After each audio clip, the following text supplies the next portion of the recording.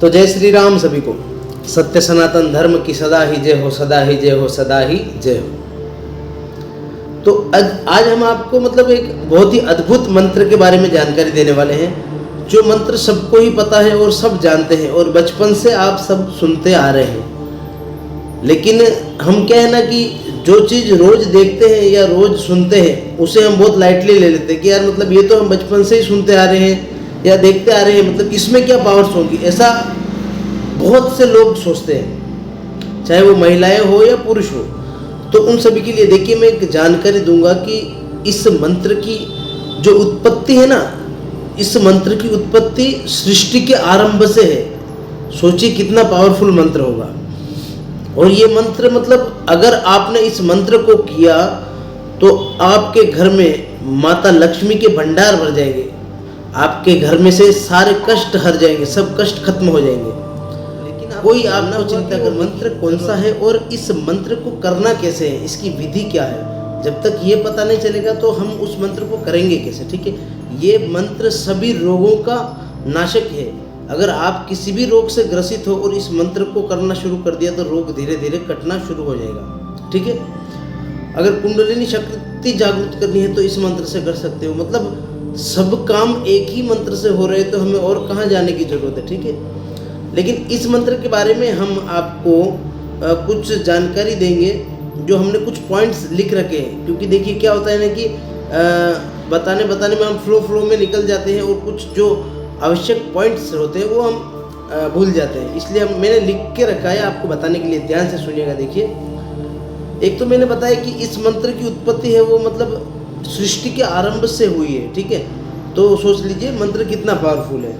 और जैसे कि ब्रह्मा जी ने ना इस मंत्र की व्याख्या मतलब चारों वेदों से की है। ठीक है, चारों वेद जो होते हैं हमारे, उन वेदों का, सभी वेदों का सार इस मंत्र को माना गया है। सोचिए मंत्र कितना पावरफुल होगा। सब वेदों का सार, सारी शक्ति इस मंत्र के अंदर है, इस मंत्र को माना गया है। और उसी प्रकार से इस मंत्र को मतलब हम इस मंत्र का जितना जाप करेंगे उतनी ही हमारे पाप कर्म अगर हमने किया है इस जन्म में, पिछले जन्म में, वो सारे खत्म होते जाएंगे और हमारे जितने भी दुख दर्द कष्ट है उसके साथ साथ वो भी समाप्त होते जाएंगे और हमारे पुण्यों में बढ़ोतरी होगी इस मंत्र को करने से। ठीक है, बोलिए कितना पावरफुल मंत्र है। आज भी मंत्र हम बताने जा रहे हैं और इसकी विधि वो भी हम बताएंगे। लेकिन अगर अभी तक आपने चैनल को सब्सक्राइब ना किया हो तो सब्सक्राइब कर लें, क्योंकि हम ऐसी जानकारी अगर डालें तो आप गायत्री मंत्र सीधा बताएं। ओम भूर्भुवः स्वः तस्य विदुर्वरेण्यं भर्गो देवस्य धीमहि धियो यो नः प्रचोदयात्। ठीक है, बहुत सरल है। क्या है? ओम भूर्भुवः स्वः तस्य विदुर्वरेण्यं भर्गो देवस्य धीमहि धियो यो नः प्रचोदयात्। ठीक है, उच्चारण सही होना चाहिए।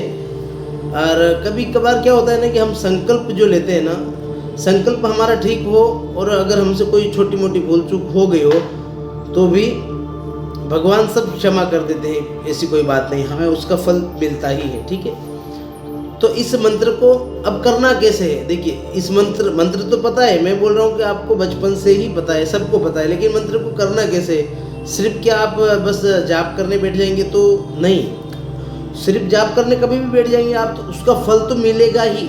ऐसा होगा नहीं कि मतलब उसका आपको कुछ रिजल्ट नहीं मिलेगा। लेकिन क्या है ना कि एक अगर उसकी प्रोसेस होती है या कह दीजिए कि उसकी एक विधि होती है, उस विधि से अगर हम कुछ भी कार्य करें, विधिवत कुछ कार्य करें तो उसका एक अलग स्वरूप में फल मिलता है और जल्दी मिलता है। तो उसी के बारे में डिस्कस करेंगे कि आपने सबसे पहला कार्य ये करना है कि मन में ठान लेना है कि हाँ मुझे ये करना ही है। ठीक है, प्रोसेस चाहे कोई भी हो, विधि चाहे कोई भी हो, कितनी भी कठिन क्यों न हो। ठीक, उसके बाद आपने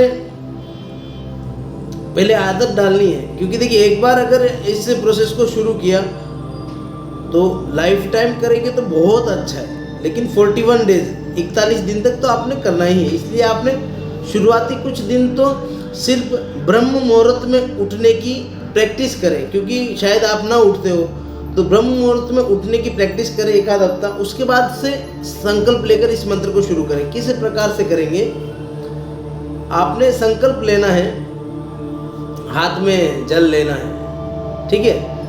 माता गायत्री की तस्वीर अगर हो घर में तो बहुत अच्छी बात है, ना हो तो भी कोई प्रॉब्लम नहीं। आप आपके घर के मंदिर के सामने बैठकर ये विधि कर सकते हैं, आपके इष्ट के सामने ये विधि कर सकते हैं, कोई प्रॉब्लम नहीं, ठीक है। सिर्फ आपने माता गायत्री के नाम की एक धूप अगरबत्ती और एक घी का दीपक जलाना है, ये कार्य करना है आपने।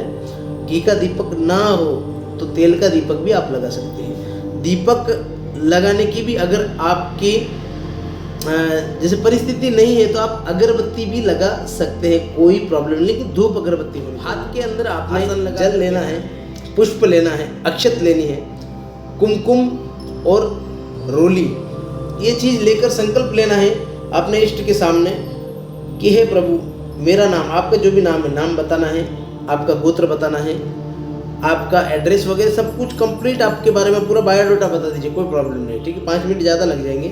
संकल्प लेना है कि मैं फला फला व्यक्ति मेरी फला फला इच्छा के लिए, इस इच्छा के लिए इस मंत्र का जाप इतने दिन तक करूँगा, ये मैं संकल्प लेता हूँ, और उसे ऐसे छोड़ देना है, ठीक है, उस जल को। ये हो गया आपका संकल्प। उसके बाद से आपने 41 दिन तक उसी समय में, ब्रह्म मुहूर्त में, जिस समय आपने स्टार्ट किया है उसी समय रोजाना इस मंत्र का जाप करना है, मानसिक जाप।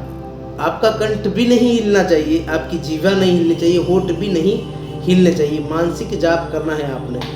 7 दिन के अंदर ही आपको रिजल्ट आना प्रारंभ हो जाएंगे। जी हाँ, सिर्फ 7 दिन के अंदर आपको रिजल्ट महसूस होने लग जाएंगे, ठीक है। क्योंकि देखिए गायत्री मंत्र है ना, बहुत पावरफुल है, ये नकारात्मक शक्तियों को भी खत्म कर देता है। अगर आप 41 दिन इस मंत्र को कर लिया ना आपने, तो कभी भी किसी रोगी व्यक्ति को भी अगर आप 108 बार जल लेकर उस मंत्र को पढ़कर फूंक देंगे और पिला देंगे तो उससे आराम पड़ना शुरू हो जाएगा। किसी को नकारात्मक ऊर्जा है, उस मंत्र को पढ़कर जल पिला दीजिए, उससे फर्क पड़ना चालू हो जाएगा। आप उस मंत्र से उस व्यक्ति को झाड़ा लगा दीजिए, उससे फर्क पड़ना चालू हो जाएगा। मंत्र बहुत पावरफुल है, लेकिन हम उसकी शक्ति को कभी जान ही नहीं पाए। हमने सोचा कि भाई मतलब मंदिरों में जगह जगह बजते रहता है, लोग सोचते हैं ऐसा कि ये तो मतलब हम सुन रहे हैं, हमेशा सुन रहे हैं, तो ये तो एक नॉर्मल मंत्र है।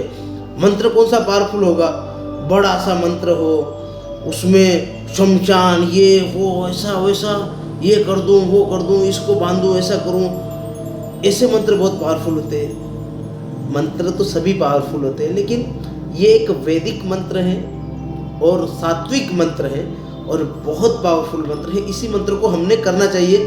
हमारे शास्त्र कहते हैं ना, शास्त्रों की बात तो हमें माननी ही चाहिए।